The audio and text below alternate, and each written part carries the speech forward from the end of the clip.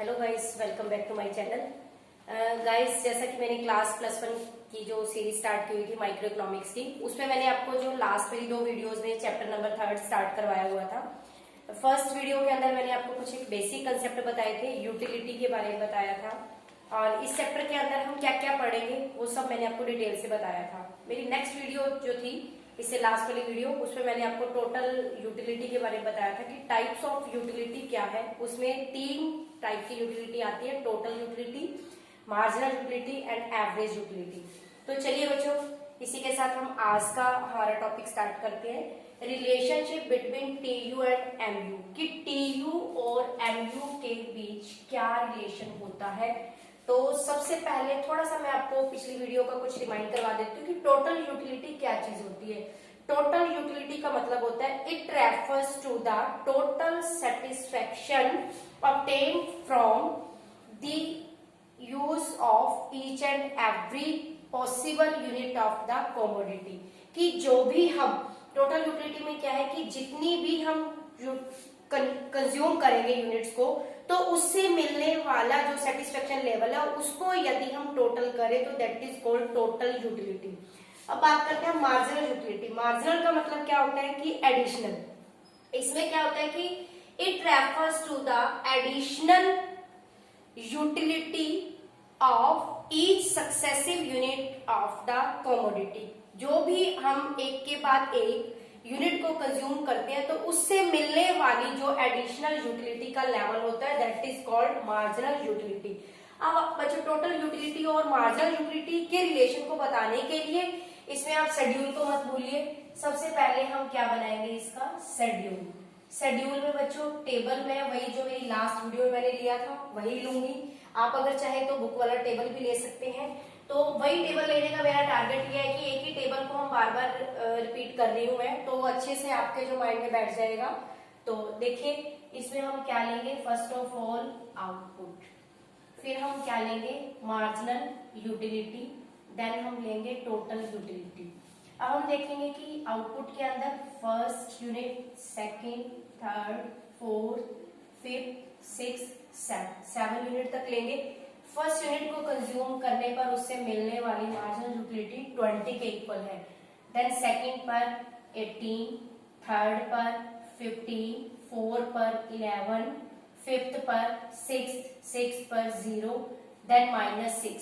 Marginal utility का level बच्चों मे be positive, 0 and also negative. Marginal utility हमारी positive, negative और 0 भी हो सकती है। अब हम टोटल यूटिलिटी को एमयू से ड्राइव करेंगे। फर्स्ट हमारा है 20, फर्स्ट यूनिट को कंज्यूम करने पर, सेकंड यूनिट को कंज्यूम करने पर 18, 20 प्लस 18 कितना हुआ, 38।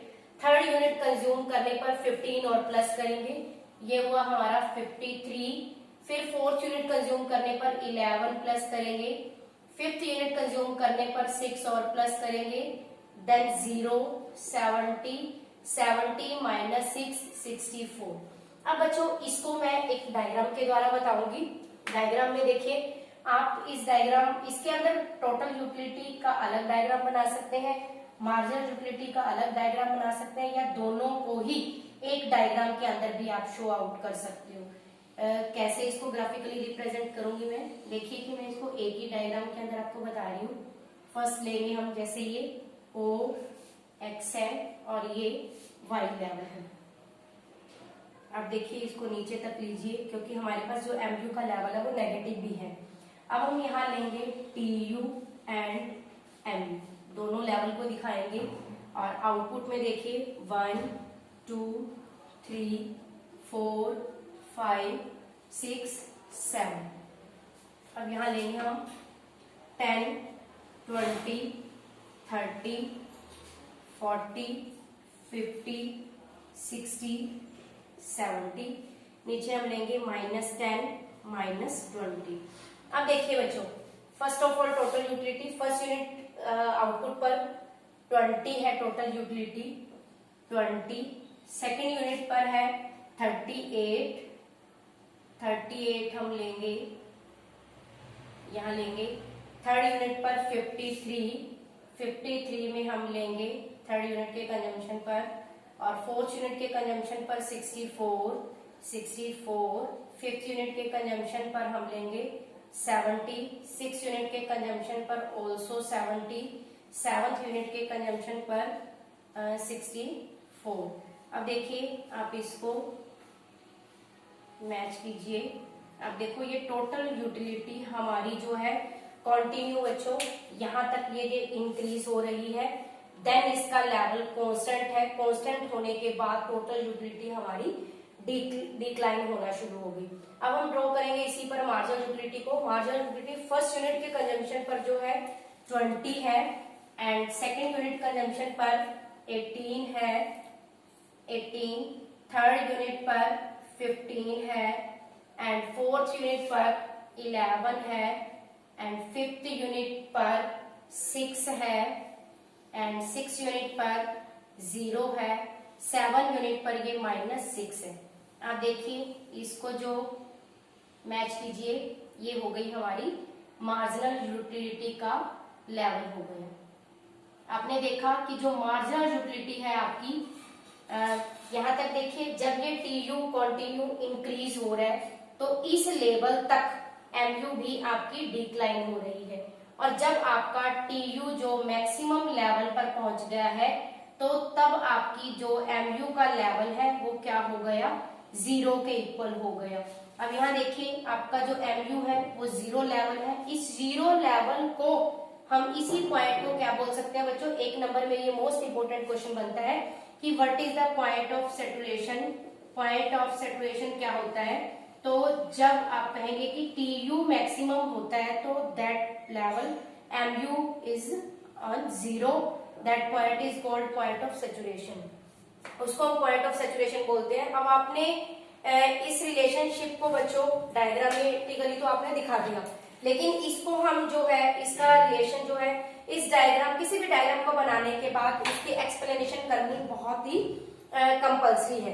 अब इस डायग्राम को हम जो रिप्रेजेंट करेंगे, कैसे हम इसको, इसकी एक्सप्लेनेशन में हम इसका क्या बताएंगे, सबसे पहले आपको ये बताना होगा कि इस डायग्राम के अंदर जो क्या क्या दिया हुआ है, क्या आपने शो किया है।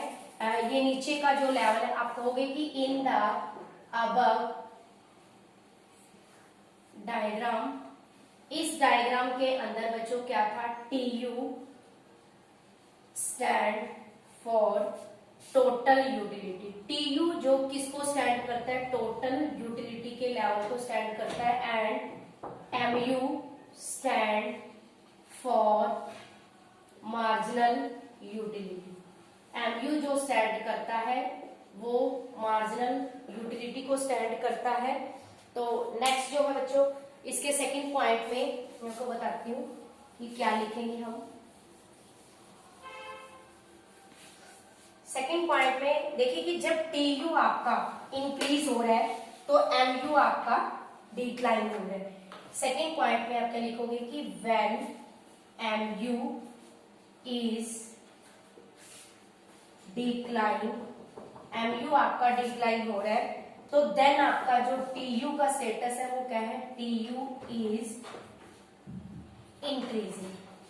टीयू आपका इंक्रीज हो रहा है तो this point is called, this point is called positive MU, positive MU. आप देखेंगे कि जिस लेवल पर हमारा जो एमयू है वो डिक्लाइन हो रहा है, वहां पे टीयू कंटिन्यू इंक्रीज हो रहा है, और लेकिन एमयू डिक्लाइन तो हो रहा है, वो पॉजिटिव उसमें है, फॉर्म में है ये।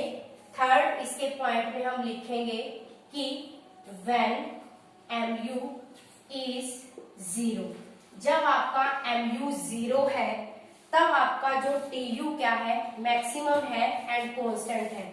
टीयू का लेवल आपका, TU is maximum and constant, maximum and constant, ये मैक्सिमम और कांस्टेंट है। इस पॉइंट को हम क्या कहेंगे कि this point is called, this point is called 0 MU, 0 MU and, और आप इसको क्या कह सकते हो, पॉइंट ऑफ सैचुरेशन भी कह सकते हो। एंड लास्ट जो पॉइंट है बच्चों कि अब जब हमारा mu नेगेटिव हो जाता है तो तब आपका tu क्या हो रहा है, डिक्लाइन हो रहा है। तो इस पॉइंट को हम क्या कहेंगे कि व्हेन mu इज नेगेटिव, जब आपका mu नेगेटिव है तो tu की क्या पोजीशन है, tu is also decreasing. tu जो हमारा क्या हो रहा है, डिक्रीजिंग हो रहा है। इस पॉइंट को हम क्या बोलेंगे, this point is called negative mu, negative mu कहेंगे। ये था बच्चों tu और mu का रिलेशन। अब इसके बाद जो नेक्स्ट मेरा टॉपिक है इसी में वो बताने जा रही हूँ मैं आपको लॉ ऑफ डिमिनिशिंग के बारे में। लॉ ऑफ डिमिनिशिंग क्या होता है, आई होप ये आपको अच्छे से टॉपिक समझ आ गया होगा बच्चों। तो नेक्स्ट जो मेरा टॉपिक है इसमें law of diminishing marginal utility का टॉपिक है।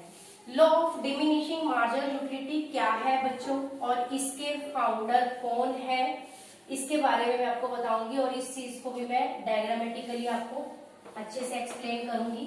देखिए क्या है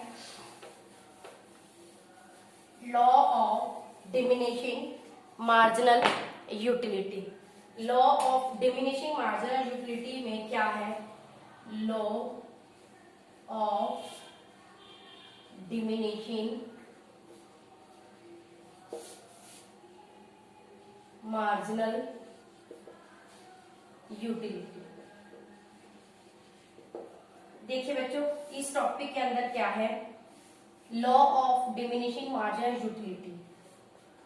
इसमें क्या है, सबसे पहले इसको आपको डिफाइन करना होगा कि ये लॉ क्या है। When a consumer consume additional unit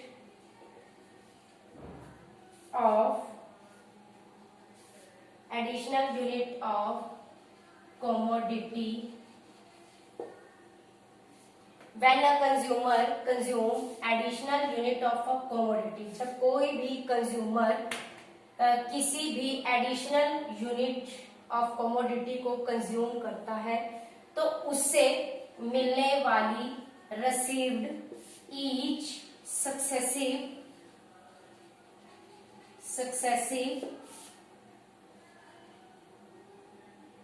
utility is called law of diminishing marginal utility।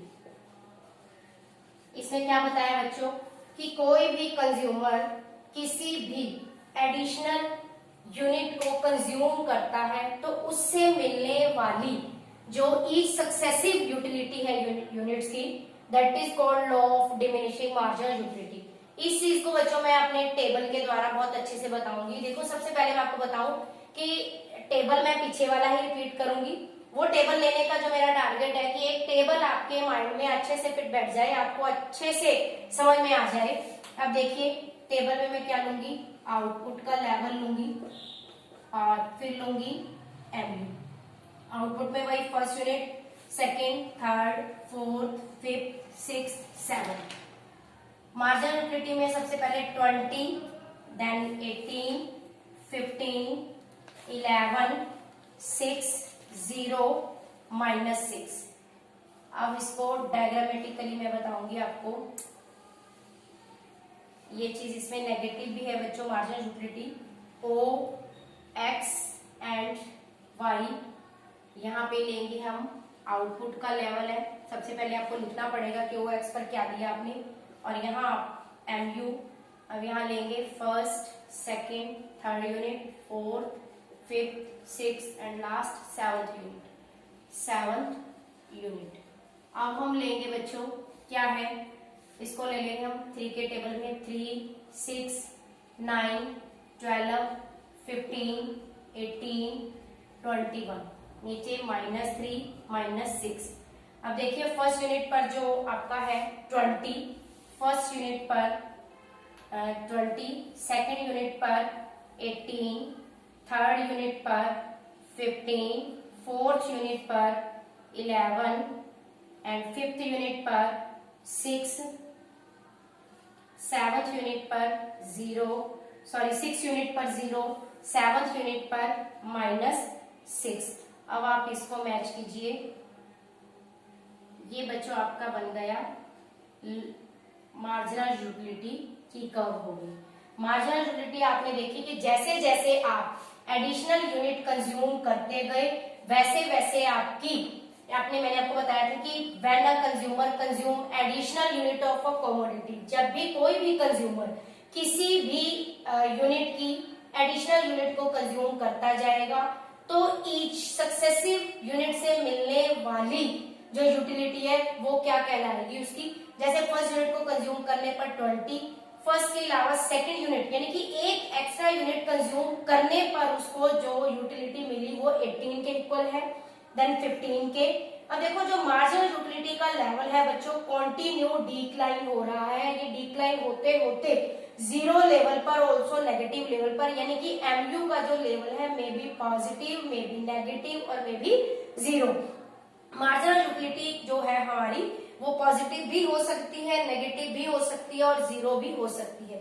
तो चलिए गाइस अब मैं आपको बताती हूँ कि इसके जो फाउंडर है वो फाउंडर कौन है।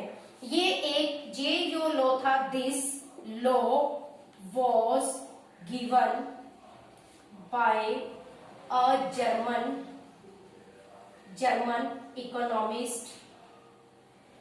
इकोनॉमिस्ट जिसका नेम क्या था बच्चों, H गोसेन था।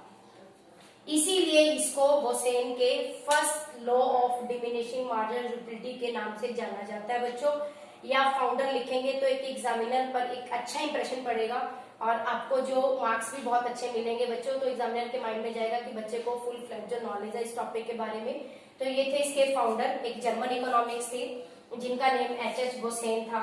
अब मैं बताती हूँ बच्चों की law of diminishing marginal utility के लिए कुछ जो हमारी अजम्पशंस हैं, अजम्पशंस को हमें ध्यान में रखना पड़ेगा कि यहाँ पे एक तो क्या होना चाहिए, नो चेंज इन क्वांटिटी होना चाहिए, no change of quantity, quantity में किसी प्रकार का कोई भी चेंज नहीं होना चाहिए। जो क्वांटिटी हम ले रहे हैं वो कंटिन्यू इक्वल उसमें यूज करनी चाहिए हमें। और इसमें जो कंज्यूमर है वो क्या होना चाहिए, एक रैशनल कंज्यूमर होना चाहिए जिसको कि एक्चुअल में उस चीज को जो कंज्यूम करना है और उससे मिलने वाली यूटिलिटी को मेजर करना है। और इसके अंदर जो हम एक लेंगे बच्चों स्टैंडर्ड यूनिट लेंगे हम। स्टैंडर्ड यूनिट का मतलब कि किसी चीज को आप कंज्यूम कर रहे हो तो उसके एक प्रॉपर यूनिट होनी चाहिए।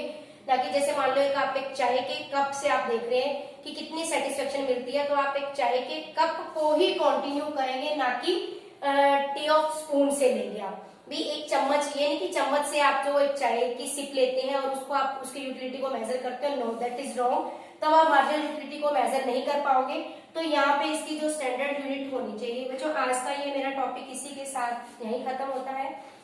नेक्स्ट वीडियो में मैं आपको बताऊंगी जो इस चैप्टर का एक मोस्ट इंपोर्टेंट टॉपिक है कि when a consumer consume a single commodity and also double commodity, तो व्हेन अ कंज्यूमर इक्विलिब्रियम, कि किसी भी कंज्यूमर के द्वारा जब सिंगल कमोडिटी या डबल कमोडिटी को बाय किया जाता है तो तब वो कहाँ पे उसको इक्विलिब्रियम मिलेगा, कब वो सेटिस्फेक्शन की कंडीशन में होगा। फिर मिलते हैं गाइस नेक्स्ट वीडियो में। Thank you.